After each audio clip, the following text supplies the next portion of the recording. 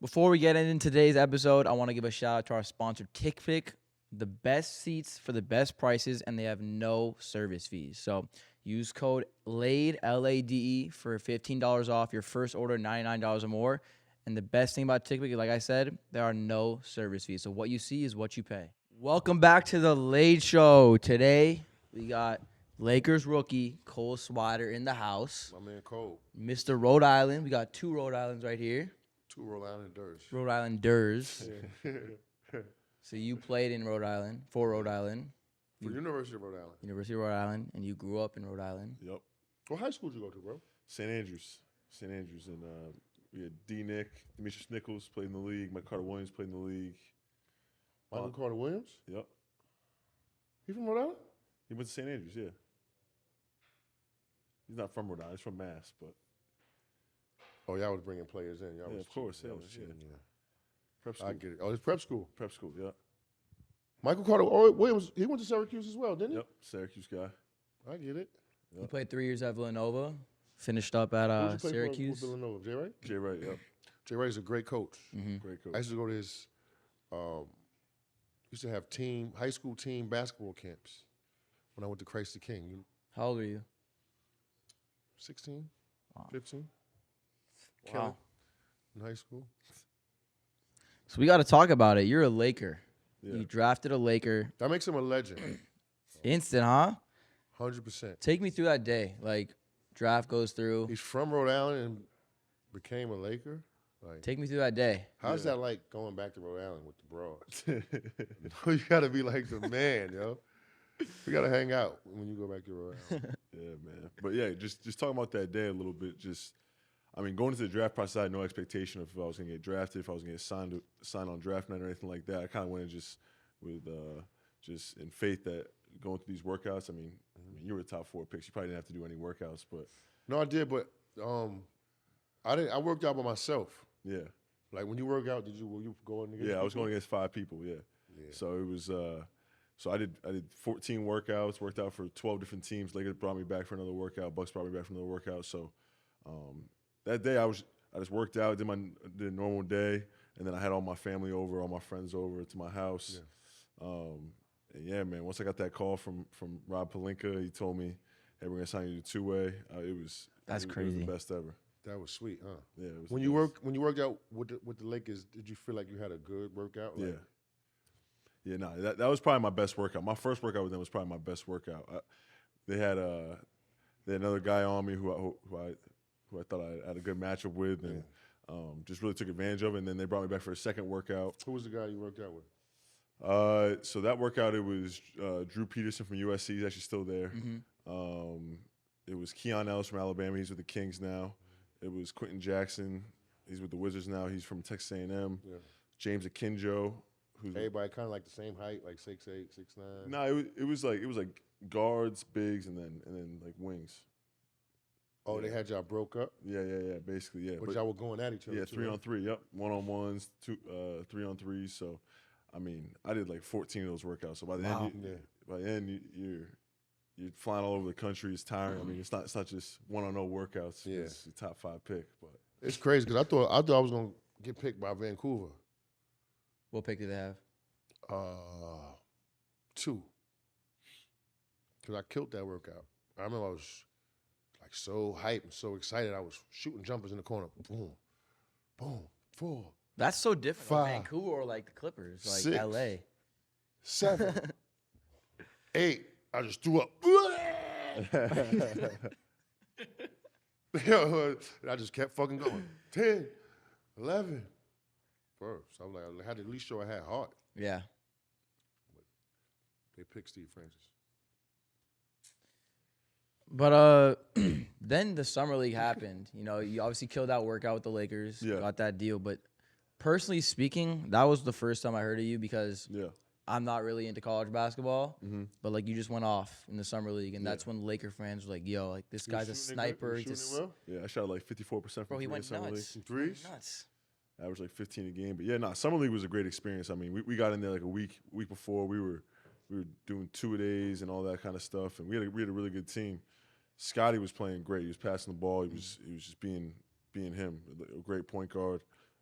Max Christie was on the team as well. He's really at that time he was really defending at a high level, and he wasn't really shooting the ball well, but he was doing everything else well.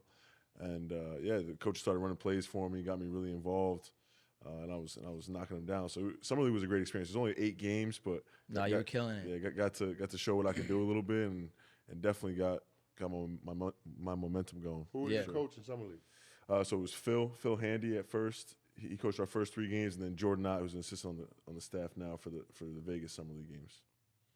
You play Summer League? I got drafted by the Clippers, and when we played, everybody always played Summer League when you were coming out. Yeah.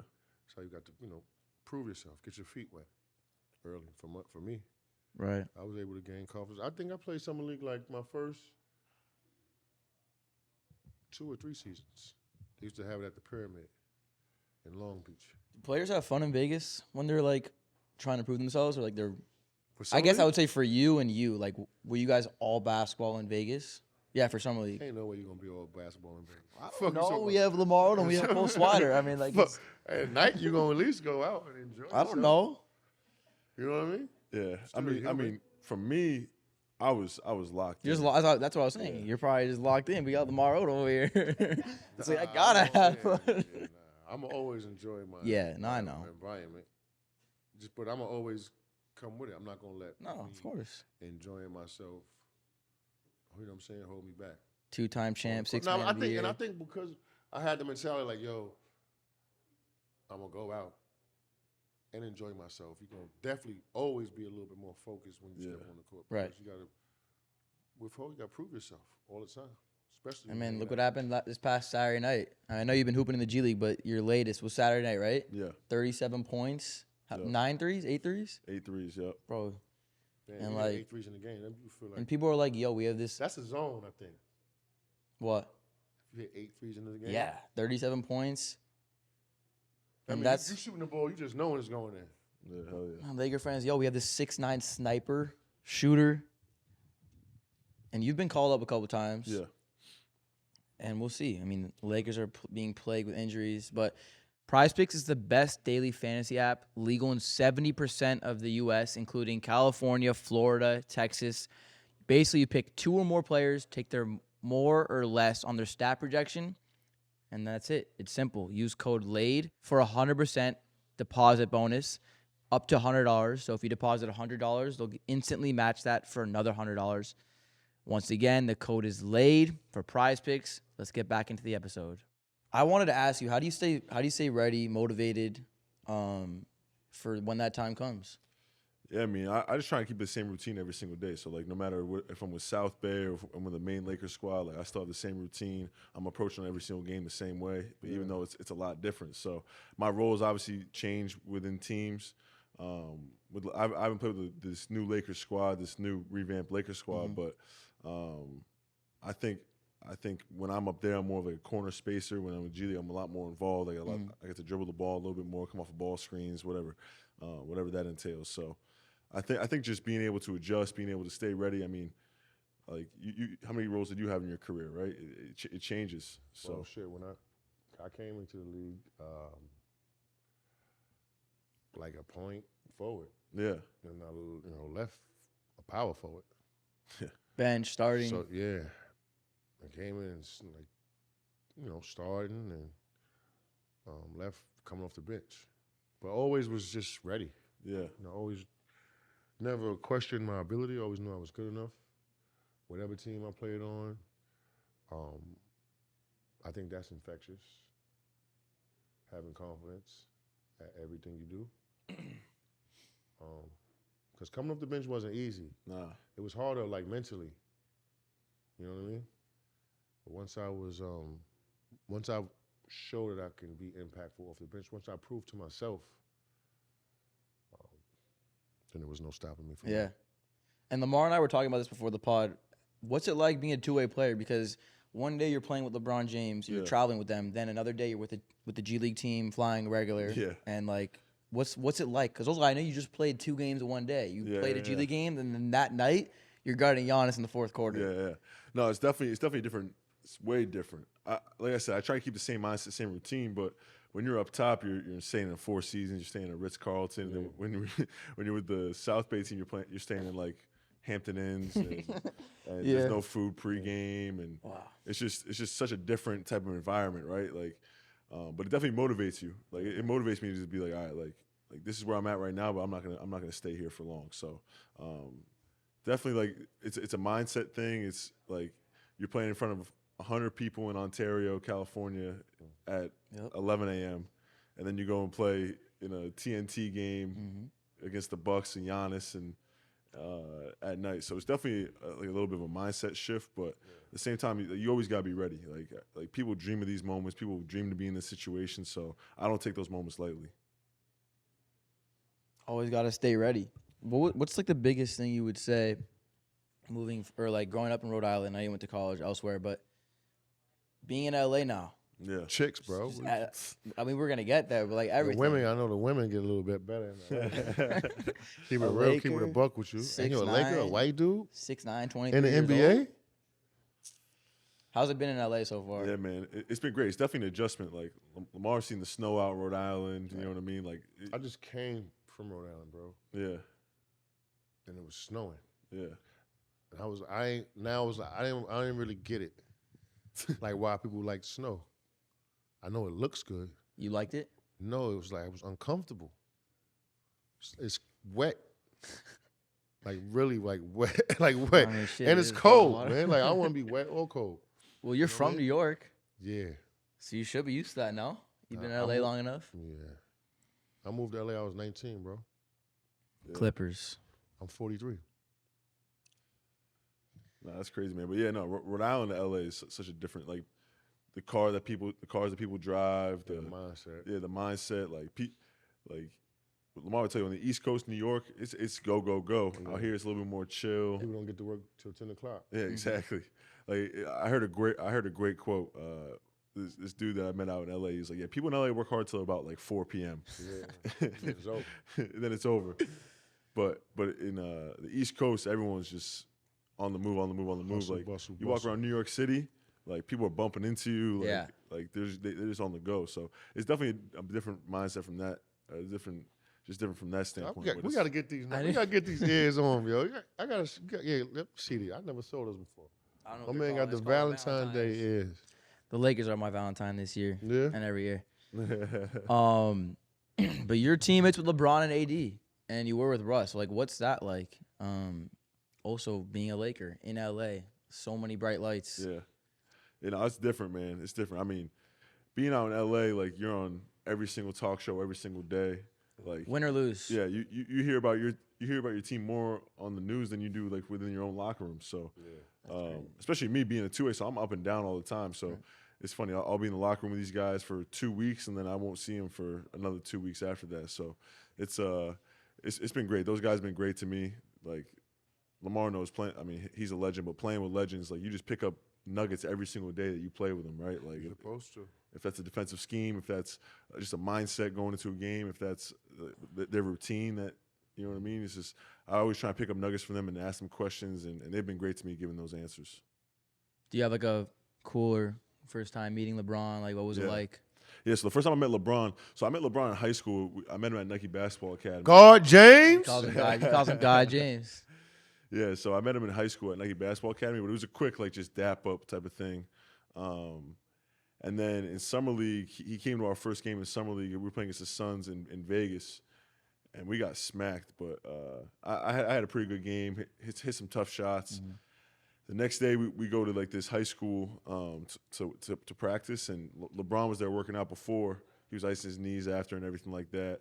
And he was in the back talking to Coach Ham, Pelinka, and everything like that. So I kind of saw his stuff, moved my stuff over there.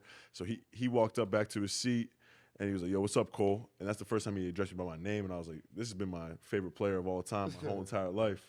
So for him to address me by my name was just crazy. So yeah, that was the first time I really met him. That's dope.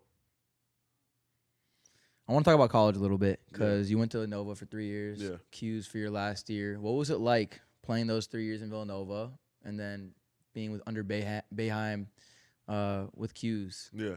Nah, I mean, Villanova was great. I played with a bunch of great players. Just wasn't like the best basketball fit for me. You know what I mean? Villanova prides themselves as being defense first, and they run a lot of their plays with the guards and everything like that. So Villanova, they be like posting their guards up. yeah, exactly. That had to be like a culture shock too, a little bit too, because Villanova is a small university, school. right? Yeah, small And school. then Syracuse, you got like 20,000. 20,000.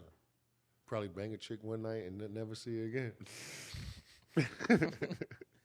Probably. Yeah. But it's funny, man. Like you said, so that was a transition going to Syracuse. But Villanova was great. I mean, Coach Wright's one of the best college basketball coaches of all time. He taught me so many things. So, like, I mean, we played zone at Syracuse. Yeah.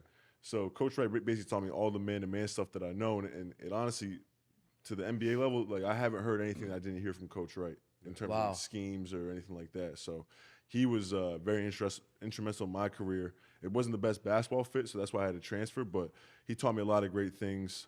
And Villanova's like the military, bro. In the summer, you're waking up at 6 a.m., doing a lift at 6:30. In the summer? In the summer. Wow. 7:30 shooting. Jay Wright? Jay Wright. Run this program like that? Yeah. And then Shout out to Jay Wright. they're doing body fat tests. They're testing your hydration before practice. Rally, I think. They're taking your phones the night before games. Wow. Like, they're testing you on your scouting reports the night before games. Like, it's really like the military, bro. So it creates. Bayham is. Yeah, So I was about to ask, what's the difference between the two? Well, in Boeheim treats like a pro. Ass, bro. Huh? I mean, Boeheim treats like a pro. He's like, the dudes who want to be great are going to be great. And then Is there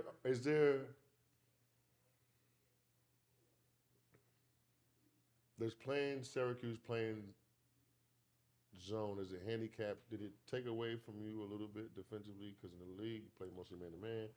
I mean, for me to get to the NBA, If I think about Syracuse players, yeah, and I think about their efforts defensively in the NBA, Harley. I mean, who's the best Syracuse player? Carmelo, Melo. Deion Waiters. Deion Waiters, right? How's Melo defensively, you think? Melo was good. Oh, he's a great player. When he No, defended, he was a good when he defended defender. Kobe, he was like touching his face in the playoffs. Yeah, defensively, you know. I'm I mean, just saying, Hakeem Warwick, great defender. great defender. Jeremy great shot Grant, blocker. great defender. Jeremy Grant, he went to Syracuse, right? Syracuse guy, Great defender. great defender. So playing zone didn't hurt them. Yeah, But I think we play man to man every day in practice. defense is effort and energy. Yeah, you got to want to do it. So I don't give a fuck if you play a zone or. That was just a question, just for the food for thought. You know? No, but that's a question you get going into the league though. Like every single interview that I did is like, do you guys ever run man in practice? Like, do you have that ability to like understand defenses and all that stuff? And I was like, I went to Train like, Villanova. right? Like like you guys have been trying to hire Coach Wright in the NBA for 20 years. Like he taught me a lot. So for me, it was great. Obviously playing for Coach Wright, but yeah, no. The difference between Villanova and Syracuse, like Boeheim treats you like a pro. So like if you want to be great, like you're gonna get in there and do your thing. But you don't have like that military like mindset of like 6:30 in the morning, wake up and lift and body fat test and all that stuff. You know what I mean? He's way more chill in that aspect. And then from the other aspect, like Syracuse basketball is everything in Syracuse. Like, we get 30,000 people at a home game, so like you walk around campus and you're the man. You know what I mean? It's not the quarterback, it's not the star running back. It's like the basketball players. You know what I mean? So it's definitely different in that aspect. Man, 30,000. I should have went to Syracuse. I was about to ask you, how was your college experience playing ball? Time of your life? I mean, that game winning it, what was it, A10 championship? Yeah, I mean, but I'm just thinking about it. Could have been a time of my life at a bigger school, yo. What the fuck? 30,000 people? That's like the Lakers have how many? 20,000. 20. That's what I'm saying. Yeah, that's 10 19, more 20. thousand, bro. That's crazy. We play in the Carrier Dome, or was the Carrier Dome? It's the JMS Wireless Dome now. But That's crazy. How many people on campus? there's like 20,000 or 25,000 students, including grad students. So it's popping, man. Like, Wow. the thing about Syracuse is that it's the #1 broadcasting school in the country. So we have like 40 student radio things on campus. Everyone in ESPN like basically went to Syracuse, from Nick Wright, who's on Fox Sports, to Mike Tirico, to Bob Costas, to like we have so many of those guys. So they're all Syracuse fans. They're all talking about us. And from Dave McMenamin, who's the Lakers reporter, he's a Syracuse guy too. So I'm definitely recruiting me. yeah, man. Did you consider Q's or no? I did probably like when I was younger, but Like when they got to the thick of things. Who was it between? No, go ahead. You would have loved it too, man. Bayham lets you play. I don't know. You would have fit the zone perfect. Give you the rock. Hell yeah. You would have played with what? Jason Hart. Those teams. Alan Griffin. Yeah, Allen Poole. Yeah, that's my guy. He's still there too. Yeah, he's assistant. That's my guy. He was out here a couple weeks ago. He hit me. Yeah. Adrian Autry. Yep. Legends, New York legends. Yes, sir. We're gonna finish it off with some rapid fire questions. Let's do it. Favorite March Madness memory? Probably making the Sweet 16 my junior year at Villanova. Sophomore year, we were top 10. The season got canceled for COVID, but making the Sweet 16, lost a tough one to Baylor, but yeah, Sweet 16 run my junior year. Favorite NBA player? LeBron James. God, James. Now you're teammates with him. That's crazy. Yeah. That's like because Wow. I said this before. We're literally the same age, and I can't imagine like being on the same team as LeBron James. Both born in '99, so You was born in 1999. I'm older than him. But he has like 9 inches on me. Pause. He said Major pause. you was born in 1999. I was born March 24th, 1999. You were born in May, right? Yeah. May, yeah, 99. When were you born, man? He's an old 43-year-old. I was born 1979. Yo, that shit made me feel. I got a young soul. You know what I'm Yeah. saying? Like I know how to throw my shit on and feel like. The Laker fans want you to come out of retirement. But Maybe as a coach. Maybe you come out as a coach. if I would come out of retirement if they guarantee me a contract. So you tell little Genie and them, talk to them. But Put in a good word. I just made me feel old. You know, I got drafted in 1989. Damn. When do you officially retire? I don't know if I ever did. You put When was your last paperwork year? yet? When was your last year? 2015 Clippers. Yep. You got to put paperwork in the retire? I didn't even know that. I think so. I What think I- so too. what do you gotta, say? Like, put paperwork in to officially retire. Did you? You do? I think so. I mean, I never did it. So yeah, because you got to get your pension and all that shit. yeah. You got to get your pension, man. Yeah. You serve your time in the league. That's a fact. So there you have it. Lamar Odom is not officially retired yet. I don't think so. So you don't need to come out of retirement. Just taking a hiatus. Just give me a jersey. And some Defending corner threes. That's all you got to do. some man. yeah, it's lazy. Some what is it called? It'll come back to me. And if you have any questions for Cole, you can ask him. This is your show, bro. I'm just here. No, I don't. I think you've summed it all up. We got a couple. What's more your favorite for restaurant in LA? Do you have Catch. one? Catch. Catch. What do you think That's a about good one. catch? You like it? There's good vibe in it. Lamar likes the Good lobster. vibes. The lobster's my. You got good memory. This Well, kid. we got to get you to Lagandola, This though. kid is sharp, huh? We got to get you to Lagandola, remember? Wilshire and Doheny. Is that the kosher That's the restaurant? kosher one. I could dig it. Aside from Catch, though, because that's like a... And do you have any low-key spots that are fire? Actually, I got a spot out here in Manhattan Beach. What's it called? A Mexican place. I'm blanking on it right now. But Not Cava, right? no, definitely not Cava. Because that's not... Kava? This place is fire. What do you mean? I don't think it's Mexican. But yeah, no, there's some good spots where I'm a big sushi guy. Sugarfish. Sugarfish. Little sugarfish. But yeah, man. Who are the top 5 greatest shooters of all time? Because Greatest you are a shooters. shooter. I wasn't asking you players, but I want to know shooters. Okay. I'm going to go Steph, Clay, Ray Allen, Reggie Miller. From 5th, I mean, this one's tough. Because I want to put Dame in there because of what he's been doing, like the range he has and everything like that. But if you're talking about overall shooters, I mean, it's probably between Larry Bird and Dame. Because a three-point shooter is different than a regular shooter. too. Right. Well, you got to put mid range too in there. No, I was referring to three-point shooting. Okay, but so Dame. What about you? Top 5 shooters, of all, not including yourself, obviously. Top 5 Or Cole, shooters. not including Cole either. Shooters. Doesn't need to be in order. We could wrap it up with this. Steph, Clay, Larry Bird, Michael Jordan, Kobe Bryant. Wow, shooting Jordan, basketball. Shooting the basketball, making shots. Winning I like how you put champs. Kobe in there. If we're talking about percentages here, know there's what I no way that they can be in there. So you're saying, yeah, I mean, I'm talking about making shots when they count. That's what I'm thinking about, shooting the basketball. well, I'm just talking percentages. pure shooting, just like Because like right when Clay. you say that, I'm thinking about game time. I'm not thinking about. No, I know. statistical. You know what I'm Like as a saying? pure shooter, like I would say, like Clay, Steph, Dame, and I'll have to get back to you on the last Ray two. Allen, Reggie Miller. Ray Allen. That's the thing, though. I was born in '99, and like honestly, I haven't really watched basketball before I was born. Like I don't really go back and watch these games like Okay. Michael Jordan. So like, I just say to answer that question, right?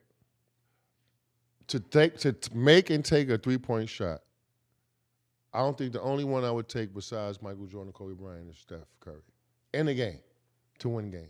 LeBron. LeBron for 3, I don't know. To make and I mean, you've seen LeBron hit game-winning threes. Yeah. I would like Kobe Bryant and Michael Jordan, not on that rate. I seen Kobe Bryant hit game-winning jump shots. There's a 35-minute video on YouTube of Kobe hitting game winners, and a lot of them were from hit three. 9 in one season. Off the backboard. But he really want to get into the mid-range, though. He will hit a 3, but he really want to get into that Yeah, mid-range. remember, that's what he wants to live at, Yeah. to kill you. Watch you bleed. Watch you bleed out. Want to give a huge thank you to Cole Swider for coming on the show, My man. and hope to see you on the Lakers Hell yeah, man. permanently. Yeah, exactly. 6'9" sniper, 23-year-old out of Rhode Island. 6'9" Thank you for- sniper. Thank you for Every tuning bit into of the LADE 6'9", Show, right? baby. Yeah, I was like, I was surprised. I told you, I don't know if you got a big ass head or. Shit. I was like, We're damn. talking about big ass heads, I man. was like, dude, they have a ratchet like that? We call it a geezer. Giza. Yeah, we got a straight geezer. That's a wrap. We out.